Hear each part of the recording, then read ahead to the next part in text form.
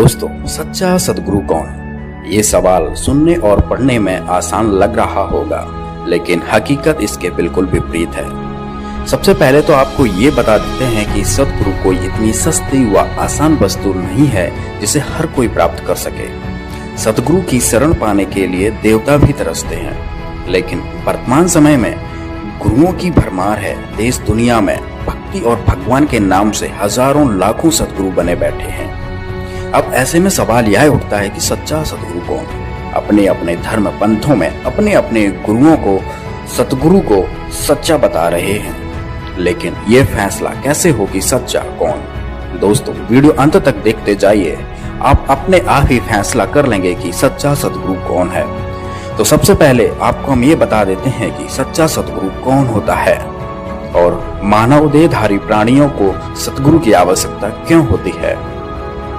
सद्गुरु वह अनमोल खजाना होता है जिसे प्राप्त करके मानव हमेशा हमेशा के लिए अमर हो जाता है। सद्गुरु से मिलने के बाद अनेकों लाभ प्राप्त होते हैं, जैसे सद्गुरु मिलने के बाद मनुष्य के सर्व दुख दूर हो जाते हैं, हर प्रकार का रोग कष्ट नष्ट हो जाता है। सद्गुरु शरण ग्रहण करने के बाद मनुष्य सर्व सुखी हो जाता है। सद्गुरु ही है जो मोक्ष कराता है। सद्गुरु उम्र भी बढ़ा सकता है। सद्गुरु मुर्दे को जिंदा भी कर सकता है। सद्गुरु मिलने से मनुष्य का अंधविश्वास पाखंड खत्म हो जाता है। सभी प्रकार की बुराइयां दूर हो जाती हैं। सद्गुरु 84 लाख योनियों में से जाने से बचा लेता है। सद्गुरु के ऐसे कितने गुण गाएं। कबीर साहब जी ने कहा है कि 7 समुद्र की मसी करूं, लेखनी करूं बन राय, धरती का कागज करूं, गुरु गुण लिखा न जाए।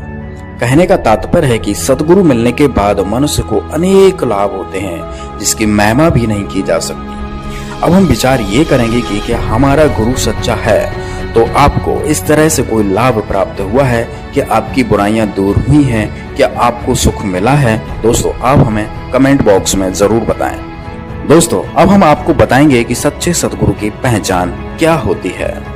वेदों, गीता आदि में पवित्र सद्ग्रंथों में प्रमाण मिलता है कि जब जब धर्म की हानि होती है व अधर्म की वृद्धि होती है तथा वर्तमान के नकली संत महंत गुरुओं द्वारा भक्ति मार्ग के स्वरूप को बिगाड़ दिया गया होता है, फिर परमेश्वर स्वयं आकर या अपने परम संत को भेजकर सच्चे ज्ञान के द्वारा धर्म की पुनः स्थापना करता है।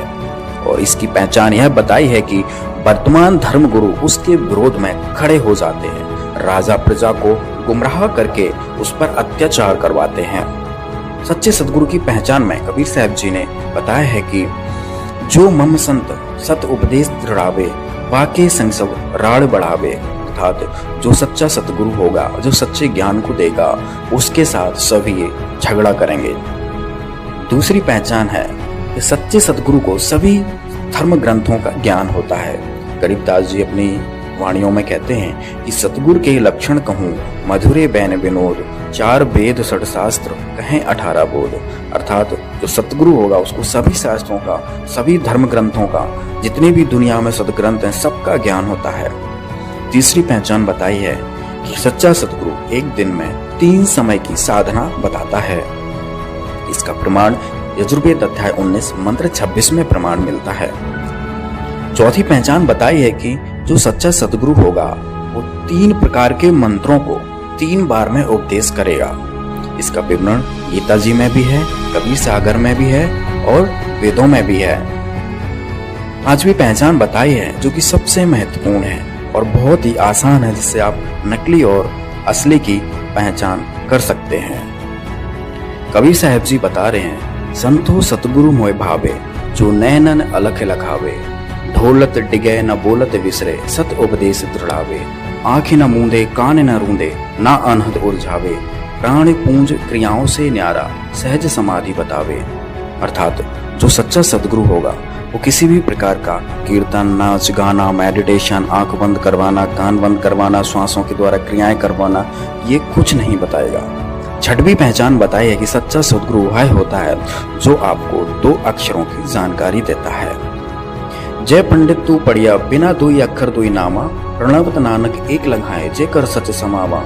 इधर गुरु नानक जी बता रहे हैं कि जो सच्चा सद्गुरु होगा वो आपको 2 अक्षर की जानकारी देगा। कबीर साहब जी ने भी कहा है, कहें कबीर अक्षर दो भाख, होगा खसम तो लेगा राख। ये भी सच्चे सदगुरु की पहचान बताई है। सातवीं पहचान बताई है कि जो गीता अध्याय 15 के पहले श्लोक में लिखा हुआ है, जो इस संसार रूपी उल्टे हुए वृक्ष की संपूर्ण जानकारी दे देगा, वह सच्चा सतगुरु है। सतगुरु की और भी कई पहचान बताई गई हैं, लेकिन अभी हम इन्हीं बिंदुओं के आधार पर सच्चे सतगुरु की तलाश करेंगे। सच्चे गुरु की तलाश में दुनिया भर के गुरुओं की लिस्ट बनाई और उनके समर्थकों के साथ संपर्क साधा।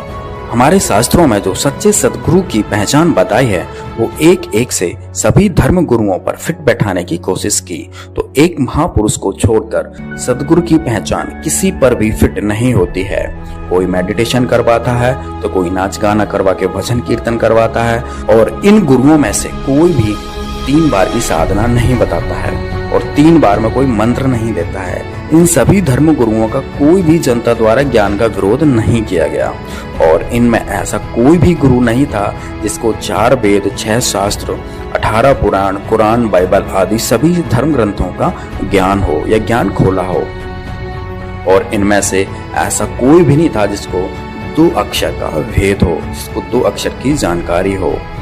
दूसरी तरफ सच्चे सतगुरु की पहचान में संत रामपाल जी महाराज पर एक एक पॉइंट सही फिट बैठा। तो आइए देखते हैं। तो सबसे पहला पॉइंट कि जो सच्चा सतगुरु होगा उसके साथ लोग झगड़ा करेंगे, उनके ज्ञान का विरोध करेंगे। तो संत रामपाल जी महाराज जी के साथ ही ऐसा हुआ है कि आज तक संत रामपाल जी महाराज के ज्ञान का विरोध हमेशा नकली संतों, महंतों के द्वारा होता आया है। दूसरी पहचान थी कि जो सच्चा संत होगा, जो सच्चा सतगुरु होगा, उसको सभी धर्म ग्रंथों का ज्ञान होगा। तो यह पॉइंट भी संत रामपाल जी महाराज पर फिट बैठता है, क्योंकि संत रामपाल जी महाराज ने ही चारों वेदों को खोलकर दिखाया। वेद, गीता को, कुरान को, बाइबल को, सभी सदग्रंथों को खोलकर दिखाया है। तीसरी पहचान, संत रामपाल जी महाराज जी अपने साधकों को एक दिन में 3 बार की साधना बताते हैं। और चौथी पहचान भी संत रामपाल जी महाराज पर फिट बैठी कि संत रामपाल जी महाराज ही 3 मंत्रों को 3 बार में देते हैं। पांचवी पहचान, संत रामपाल जी महाराज ना मेडिटेशन करवाते हैं, ना भजन कीर्तन, नाच गाना करवाते हैं, ना आंख कान बंद करवाते हैं, और ना भी किसी प्रकार की श्वास की क्रियाएं करवाते हैं। वो मंत्रों को देकर एक सहज समाधि, सहज भक्ति बताते हैं। छठवीं पहचान भी संत रामपाल जी महाराज पर सटीक बैठी। संत रामपाल जी महाराज ने ही अपने साधकों को, अपने भक्तों को, दुनिया को बताया कि जिसके पास 2 अक्षर का मंत्र सतनाम नहीं है, उसका मोक्ष नहीं हो सकता, क्योंकि सतनाम ही है जो मोक्ष में सहायक होता है। सतनाम के बाद फिर सार नाम व शब्द मिलता है।